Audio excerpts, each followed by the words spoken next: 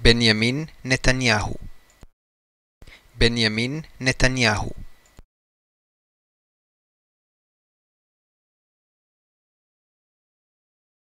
Benjamin Netanyahu.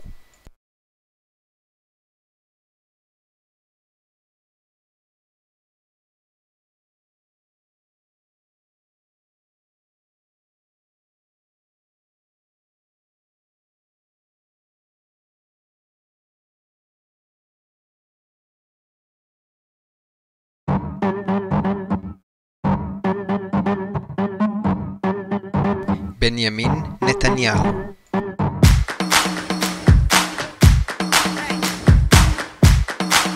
Benjamin Netanyahu.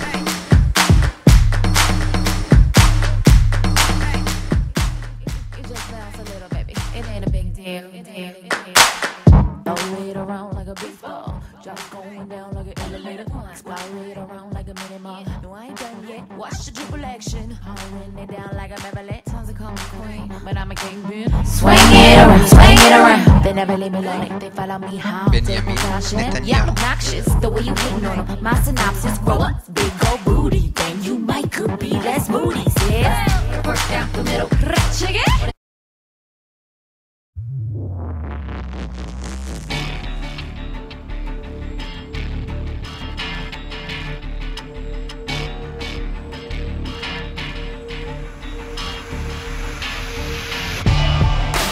Benjamin Netanyahu.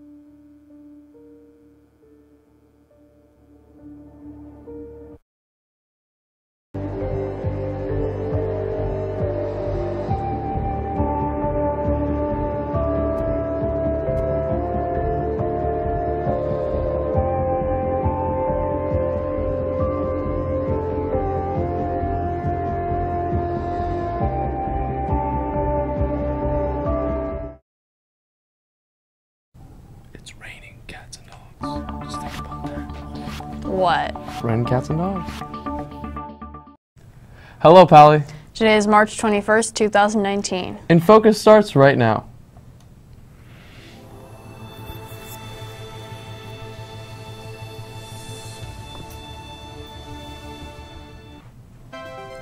The Teens Art Council is hosting a trivia night. Pally Bands and Orchestra will be performing at their annual Pops concert. And some skydivers dove over Western LA. We'll give you the details. All that and more is coming up on today's show.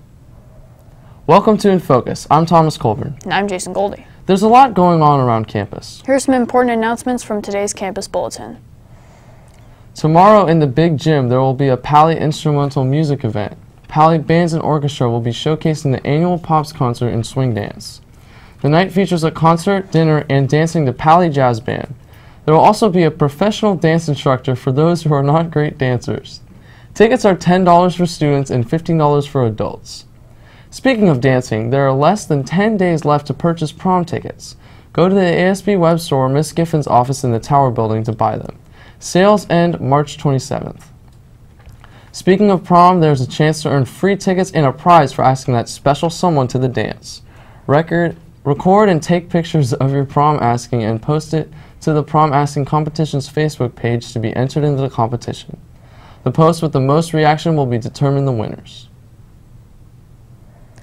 Tuesday, March 26th at the Children's Health Center, there will be a workshop happening talking about healthy and unhealthy relationships. It is in partnership with the One Love Foundation. There will be free pizza. Please RSVP by emailing Liz Cowley. Sophomores interested in attending Camp Unity have an available opportunity. Pally will be hosting Challenge Day, a mini Camp Unity on campus, for sophomores this year.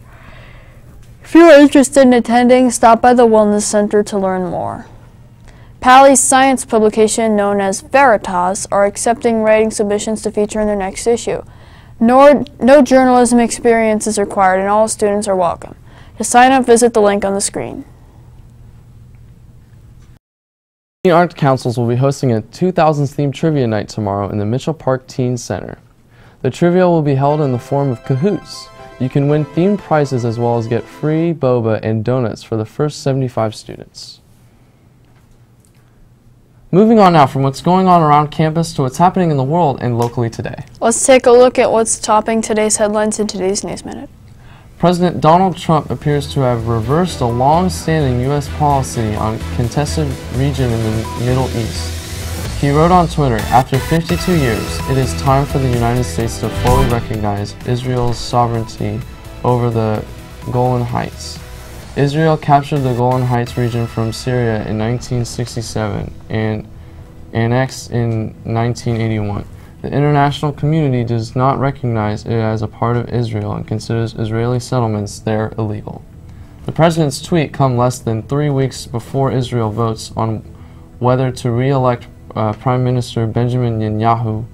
The PM wrote his only tweet thanking Trump secretly of State Mike Pompeo is in Israel and is meeting with Netanyahu before a working dinner at his residence. So far, the White House has not released specifics about Trump's move to recognize the Golan Heights as a part of Israel. The growth rate of the sea ice in the Arctic is apparently shrinking. The ice usually thickens and expands during the fall and winter months. Scientists report, at its peak this year, the ice grew to be 5.7 million square miles. Sounds like a lot, but that's 332,000 square miles smaller than its average growth in the past. According to NASA, this is equal to missing an area of ice larger than the state of Texas. NASA reports the max extent of ice this year matches the year 2007 as the 7th smallest on record. The Arctic sea ice covers the top of the Arctic Ocean and surrounding seas. It serves an important role in regulating the climate and environment of the Arctic and Antarctic. Expert skydivers flew through the sky in downtown Los Angeles Wednesday night. The team wore special wingsuits equipped with LED lights and pyrotechnic sparks that left a trail of light behind it. They jumped from a helicopter from 4,000 feet above LA at a speed of more than 120 miles per hour. The LAPD said the stunt was part of a film shoot. It was also reported that the Red Bull Air Force wingsuit flyers put on the show to celebrate the third and final supermoon of 2019 as it rose over the skyline. Let's move on from news around the world to news of the past. Derek, tell us about all you've been researching. Today marks an important day in American history. In the name of African American voting rights, 3,200 civil rights demonstrators in Alabama, led by Martin Luther King Jr., ended a historic march from Selma to Montgomery, the state's capital. Federalized Alabama National Guardsmen and FBI agents were on hand to provide safe passage for the march, which twice had been turned down by Alabama State Police at Selma's Edmund Pettus Bridge. That's all from me. Back to you. Thanks for that great story, Derek. Shifting gears on to sports, I hear that Pally athletes played really well yesterday. Anthony is in the studio now with the latest and greatest. Yesterday has a streak of wins or something. I don't know. Let's see what happened. Boys JV baseball shut out Mountain View, ending with a score of 10-0. Girls varsity softball hit it over the park, winning against Monte Vista with a score of 14-4. Today at Pally, boys varsity tennis will challenge Milpitas at 4 p.m. Boys JV lacrosse will face off Carmont at 5:15 p.m. Following boys varsity lacrosse at 7 p.m. Lastly, boys JV volleyball will serve it up against Santa Clara. That's all from me. Now back to you. Pally's sports teams never cease to impress me. They always reign supreme. Speaking of rain, Pally should be preparing for a downpour over the next week. What else can we expect in terms of weather, Thomas? Well, as we look at San Francisco, we got a high of 61 and a low of 49, roughly around 59 degrees right now with winds at about 8 to 10 miles an hour. As we look at Oakland, we have a high of 66, a low of 48, roughly around 64 degrees right now. Same winds as San Francisco. And as we go down to San Jose, we got a high of 64 and a low of 45. So that's our Bay Area temperatures for today. As we look at Palo Alto, today was around 61 degrees. We had a high 63, a low 46. Winds at about 7 miles an hour. Humidity around 58% today. As we look at Friday and Saturday, expecting a lot of rain early in the morning, a little in the afternoon. And as we look at our 5cast, we're expecting a lot of rain coming earlier next week and a lot of sun on the weekend.